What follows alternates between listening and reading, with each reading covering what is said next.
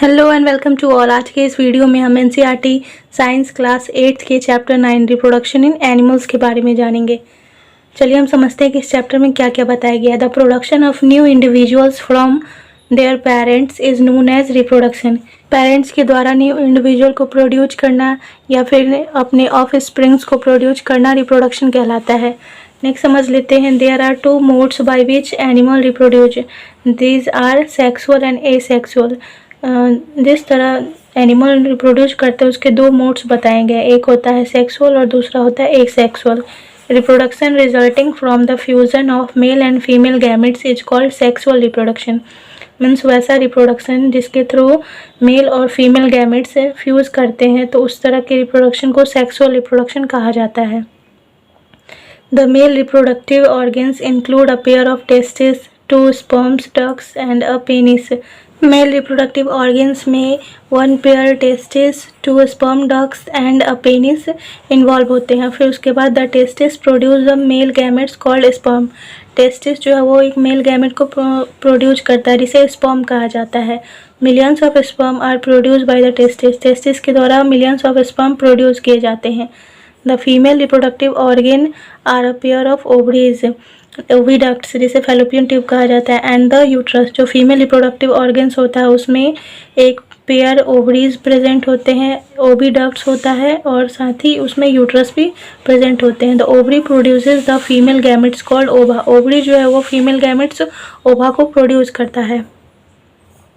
Next समझ लेते हैं कि uterus is the part where development of the baby takes place. Female के बॉडी में एक पार्ट होता है यूट्रस। यूट्रस ही वैसा पार्ट है जहाँ पे बेबी का डेवलपमेंट होता है। The sperm and an egg is single cell. Sperm और एग एक सिंगल सेल है। जिस तरह हमने जाना था कि हेन्स जो होती है यानी मुर्गी का जो अंडा होता है उसमें जो येलो वाला पार्ट होता है जिसे योल्क कहते हैं, तो वो योल्क भी क्या है, एक सिंगल सेल का ही एग्जाम्पल है। इस तरह हमने बहुत सारे सिंगल सेल ऑर्गेनिज्म के बारे में भी जाना था, जैसे अमीबा, पैरामीशियम, ये सारे सिंगल सेल यानी यूनिसेलुलर ऑर्गेनिज्म। तो उसी तरह जो स्पर्म होता है, जो ह्यूमन में जो मेल होते हैं, मेल के बॉडी से स्पर्म निकलता है, तो ये जो स्पर्म होता है ये क्या होता है, ये भी सिंगल सेल होते हैं। और जो ह्यूमन में यानी ह्यूमन में जो फीमेल होती है, फीमेल के बॉडी से भी जो ओवम निकलते हैं जिसे एग कहा जाता है, वो भी क्या होते हैं, वो भी सिंगल सेल होते हैं। इनफैक्ट जितने भी ऑर्गेनिज्म होते हैं उनके सब के बॉडी में जो स्पर्म और एग होते हैं वो सिंगल सेल ही होते हैं।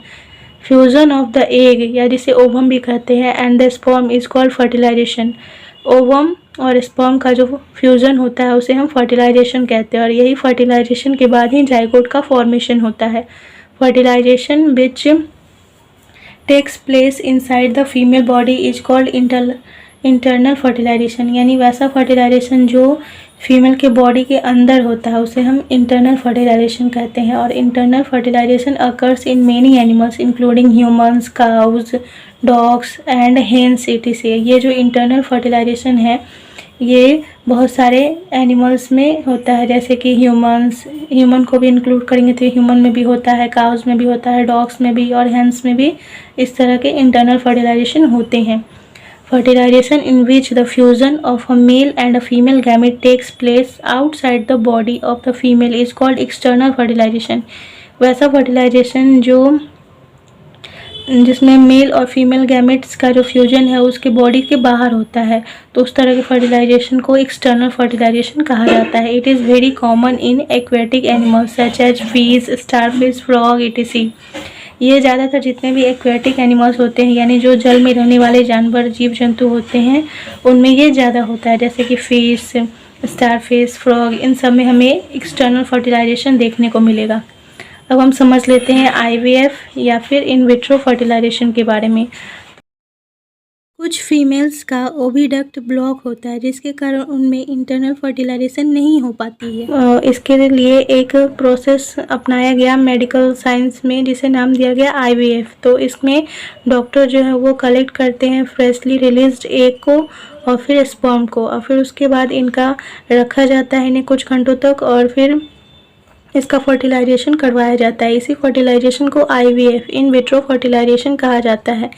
और ये जो फर्टिलाइजेशन है ये बॉडी के आउटसाइड होता है और अगर इन केस फर्टिलाइजेशन हो गया, अगर जो फीमेल के बॉडी से ओवम लिया गया यानी जो एग लिया गया और जो मेल के बॉडी से स्पर्म लिया गया, उसके बीच में जब फर्टिलाइजेशन कराया गया, तो अगर फर्टिलाइजेशन सक्सेस हो गया तो फिर जाइगोट का फॉर्मेशन होता है और कुछ हफ्तों तक जाइगोट का डेवलपमेंट हो जाता है। उसके बाद ये जो जाइगोट है उसे फिर मदर के यूट्रस में सेंड कर दिया जाता है।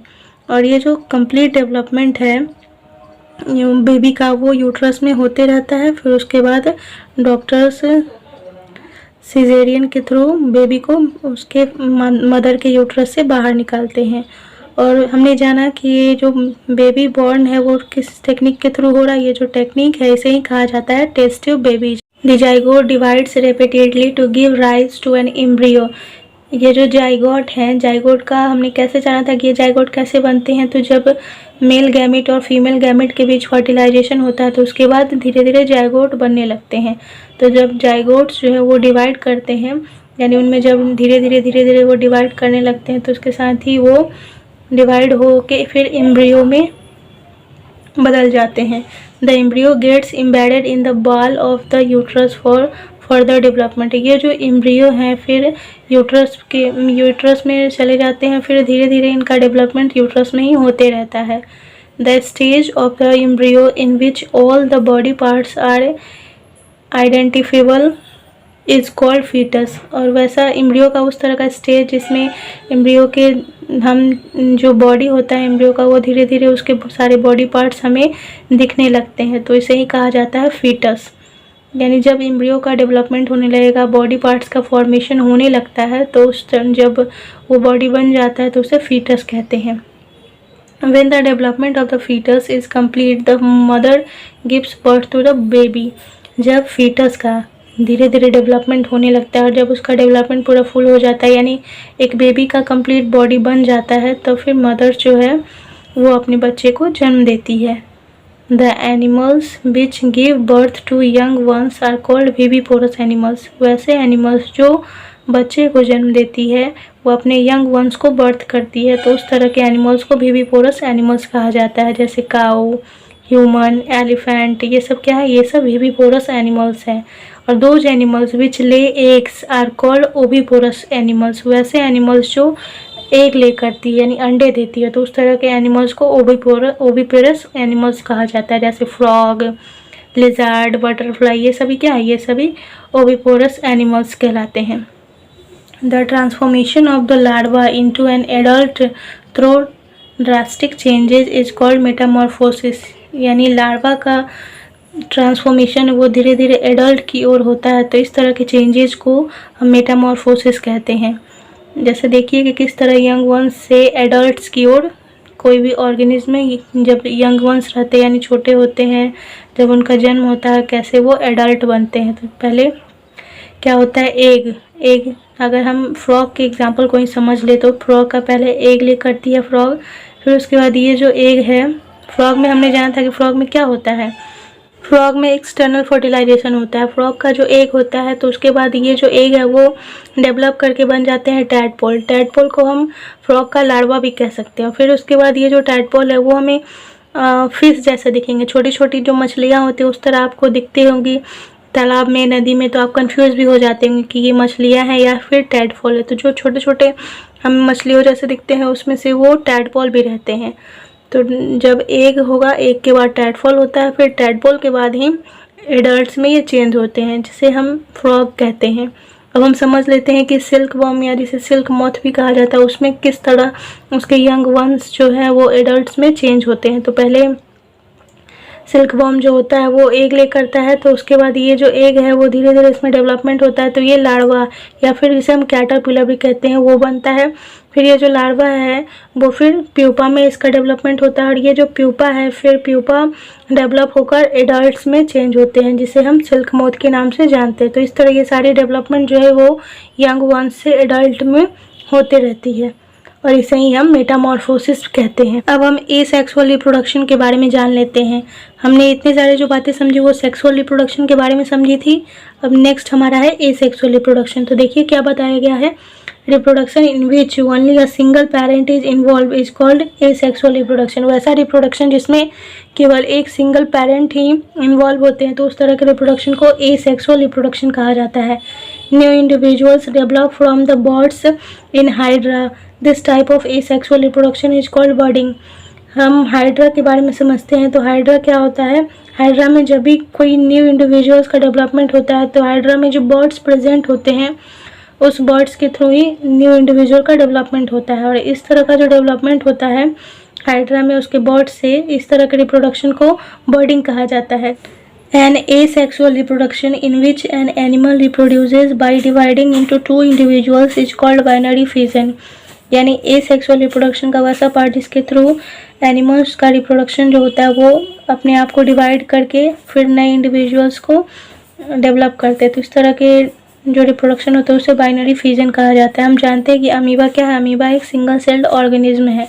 तो अमीबा में जो रिप्रोडक्शन होता है वो बाइनरी फ्यूजन के थ्रू होता है। अमीबा में हम जानते हैं कि न्यूक्लियस प्रेजेंट होता है और उसके सबसे पहले जो इसका डेवलपमेंट होता है तो उसके न्यूक्लियस जो है उनमें डिवीज़न होता है। इसका न्यूक्लियस डिवाइड करेगा तो एक न्यूक्लियस से दो न्यूक्लियस बनते हैं और उसके बाद ये जो दोनों न्यूक्लियस है वो नए नए अमीबा यानी नए नए ऑर्गेनिज्म का डेवलपमेंट होता है इसके थ्रू। तो इस तरह के जो उसमें रिप्रोडक्शन होते हैं उसे हम कहते हैं बाइनरी फ्यूजन।